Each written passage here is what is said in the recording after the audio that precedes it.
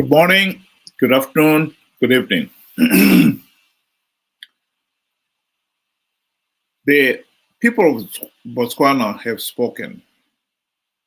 The nation had held their elections, and Botswana's governing party, the Botswana Democratic Party, that had governed the country since 1966, lost the elections. A new party has been elected. I think what makes this story even more interesting is that ZANU-PF tried to interfere in that country's elections, just as the party tried to interfere in Mozambique's elections.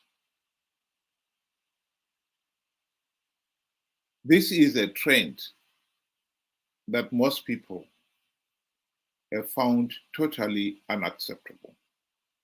Here is South Africa Broadcasting Corporation commenting on that very issue.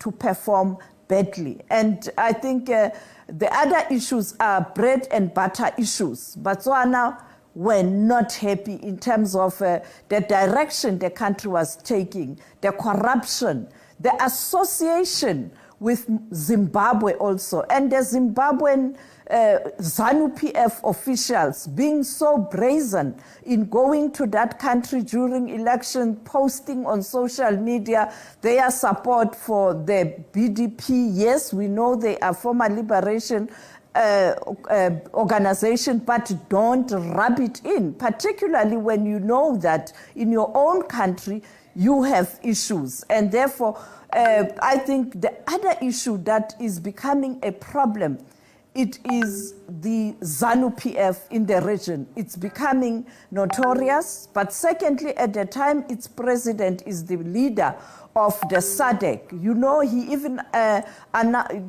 congratulated Mozambique even before the Electoral Commission of Mozambique could pronounce results. And therefore, these issues, leaders are arrogant, they think don't count, and they tend to undermine the voters. And sometimes the voters are watching every move. And I think the issue of arrogance, the issue of sidelining those who supported you when it was not fashionable to do so, always leads to disaster. Sure.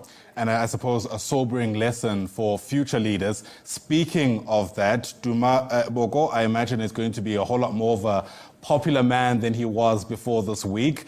You'll tell me if I'm wrong, but it seems there's going to be a lot of focus around him possibly taking over moving forward. He's a lawyer, he's a jurist, he's been in the National Assembly before. What else do we know about him? Well, I think he's very accessible. I've interacted with him many times. He's quite accessible. And if he's able to maintain that posture, I expect him to be accessible to his people, to the voters, and to be loyal to the ordinary people, Botswana, not necessarily his cabinet or his friends, but he must remember that Botswana have decided that he must take over. So congratulations to Botswana. I think the process of democracy has been a painful one. When you're talking of a country like Zimbabwe, we have a party that believe because they are the party that fought the war of independence, they have the divine right to rule the country. And they've imposed themselves on the nation since 1980. In last year's election, Mnangagwa made no apology in his arrogance. He rigged those elections and was arrogant about it, dismissive of those who pointed out to him that the process was flawed. This is him insisting that the elections were free, fair, and credible.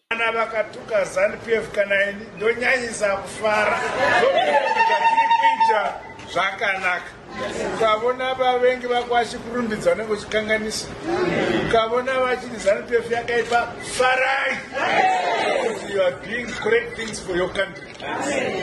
Hongu takaita maelections edu, kuna vamwe vaitaura zvisina musoro zvikanzi maelections anafamba zvakanaka, ndezvavo.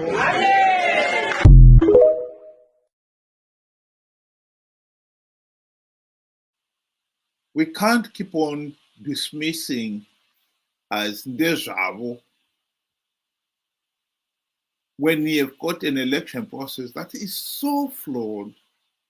We didn't even have a verified voters roll.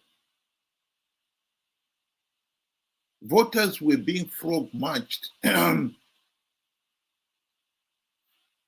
vote for ZANU-PF.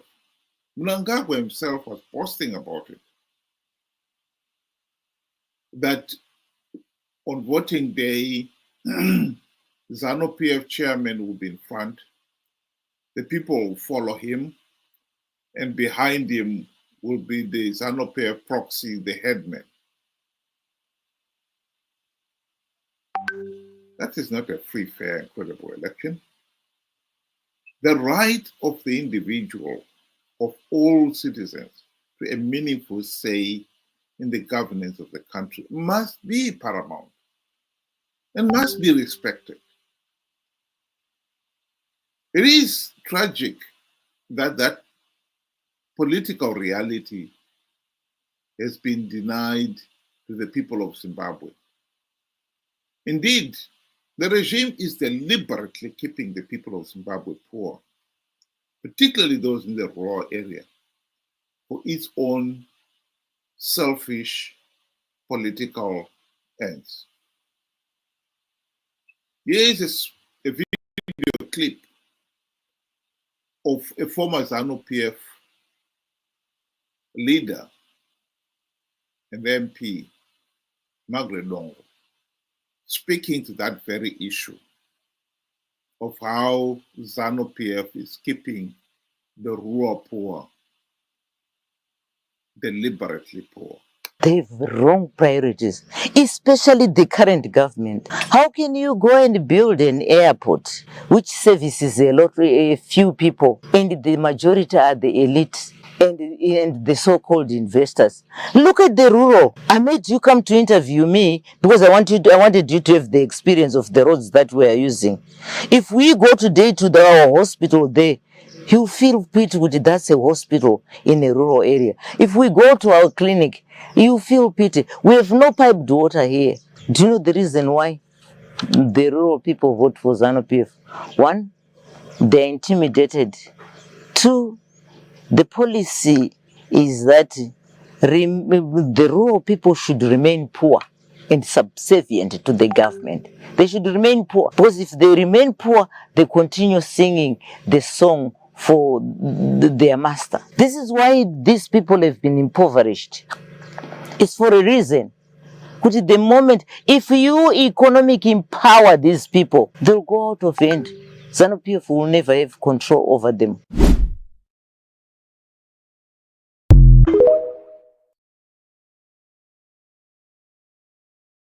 The heart of the ZANU-PF dictatorship is the belief that ZANU-PF has the right, the divine right, to rule the country. And it is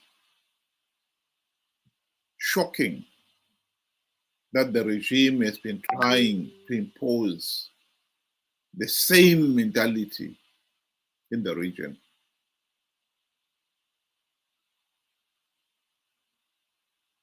It is healthy that in May, the people of South Africa denied the then ruling party ANC the majority in the May elections. And this broke this mythical belief that only the parties that fought in the liberation war have the divine right to rule. What we have seen happen in Botswana now is a reaffirmation of that very idea. I think the mold has been broken. We are not going to go down that route ever again. The myth has been lifted. The imposition of this political model that liberation political parties have a divine right to govern has been broken. They're not going back. As much as ZANU-PF hates to see that happen, it has happened.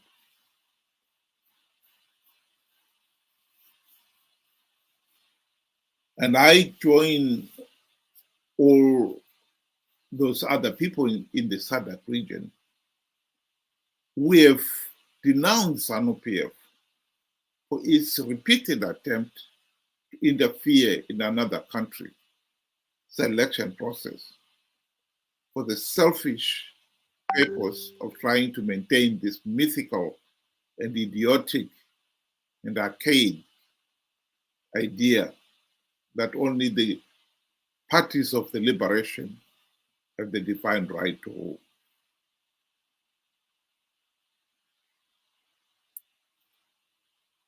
Namibia is going to have their elections. It is not for me or anyone else to say how the people of that country should vote. As much as one can have their own ideas of who they think deserves to win the election, as a foreigner, we should let and respect the people of Namibia to make the decision on their own. And we hope, me as a, as a Zimbabwean, hope that ZANU-PF will not try to interfere in that country's election process. The regime did interfere in Mozambique's election process. And as we know, they also tried to interfere in Botswana's election process. Fortunately for Botswana, that country's democratic process was robust and was able to deliver the people's democratic will. We need, as a whole region in SADC, to move and respect the issue of good governance. It's at the heart of our development. This idea that we can somehow continue to enjoy economic development when we cannot hold those in positions of power and authority to account, it's a nonsense. Zimbabwe is a failed state because for the last 44 years, we have failed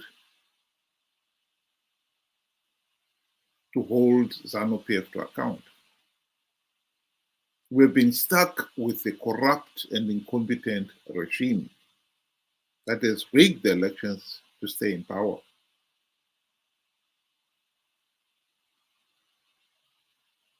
This has been a very painful process for the people of Zimbabwe. 2028 is round the corner. And as things stand, there is a real danger that Zimbabwe will once again be dragged into an election process without even token reforms being implemented. And at the end of the day, we have another rigged election.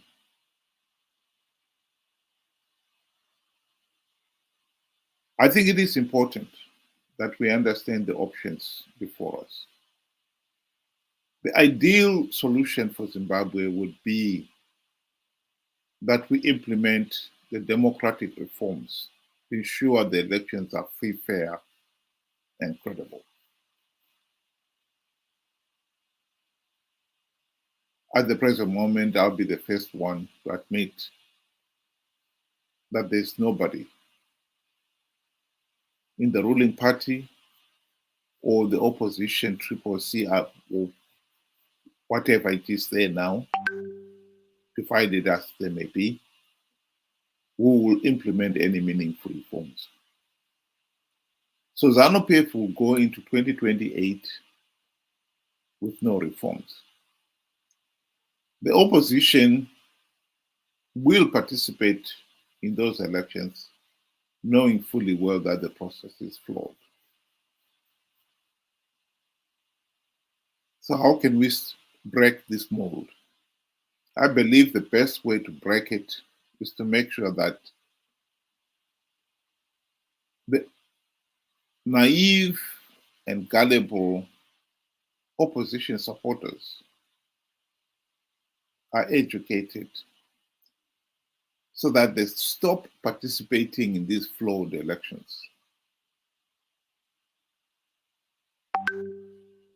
We have tried in the past to educate these people on the sheer futility of participating in these flawed elections. We must redouble our efforts. I believe SADC, as we heard in that video, first video clip by SABC reporter, underlying the problems of Zimbabwe's interference in the democratic processes in other countries. The whole of SADC, I believe, is keen to see an end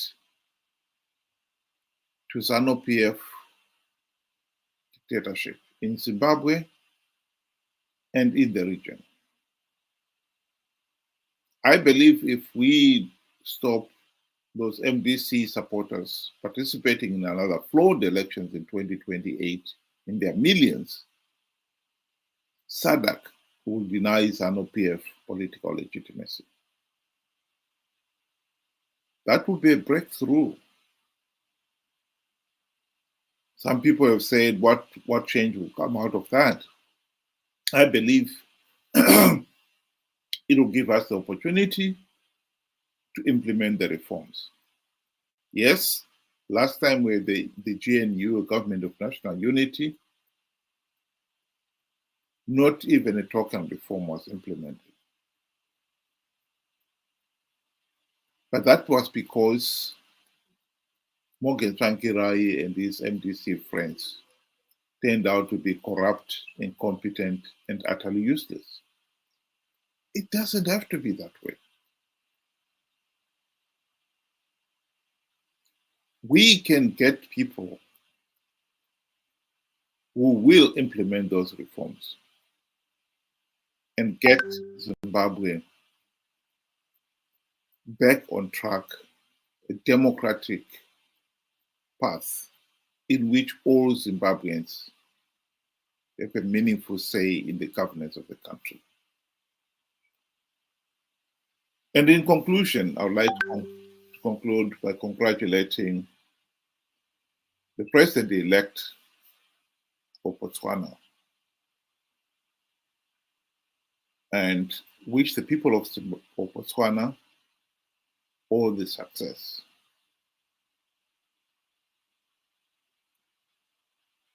Thank you very much for joining me this afternoon.